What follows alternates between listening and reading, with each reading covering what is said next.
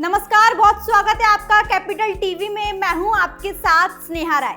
रक्षाबंधन के मौके पर बिहार की महिलाओं के लिए सम्राट चौधरी सरकार ने बड़ा तोहफा दिया है। जी हां, सरकार ने बिहार में महिला विश्वविद्यालय बनाने का बड़ा ऐलान किया है। इस विश्वविद्यालय में बेटियों को पढ़ाई के साथ आगे बढ़ने के नए मौके मिलेंगे।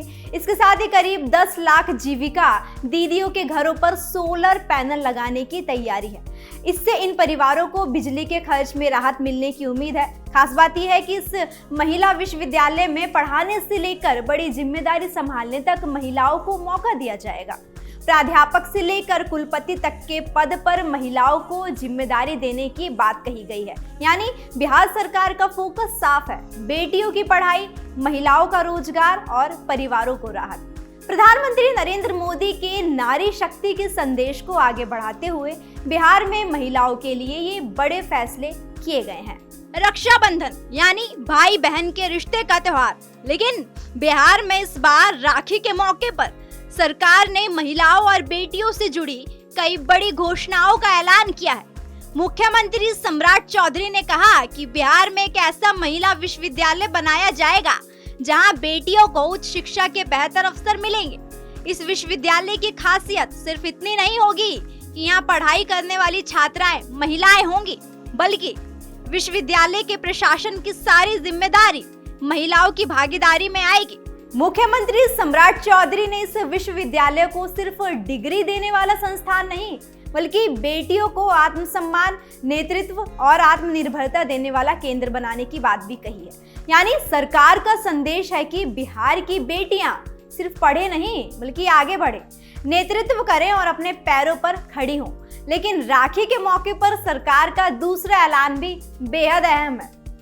बिहार के करीब 10 लाख जीविका दीदियों के घरों को प्रधानमंत्री सूर्य घर योजना से जोड़ने का संकल्प लिया गया है। इसके तहत जीविका दीदियों के घरों पर सोलर पैनल लगाए जाएंगे। सरकार का दावा है कि इससे इन परिवारों के बिजली खर्च को कम करने में मदद मिलेगी और सौर ऊर्जा के जरिए अतिरिक्त आय के अवसर भी पैदा होंगे। महिलाओं को लेकर बिहार सरकार का फोकस सिर्फ 1-2 योजनाओं तक सीमित नहीं है। सरकार का दावा है कि शिक्षा से लेकर रोजगार और सुरक्षा तक महिलाओं के लिए लगातार काम किया जा रहा है। बिहार में सरकारी नौकरियों में महिलाओं को 35% आरक्षण, जबकि पंचायत और स्थानीय निकायों में 50% आरक्षण दिया गया है। इसके अलावा बेटियों की पढ़ाई के लिए साइकिल और पोशाक योजना, महिलाओं के रोजगार के लिए योजनाएं और प्रतियोगी परीक्षाओं में मदद जैसी कई योजनाएं चल रही है।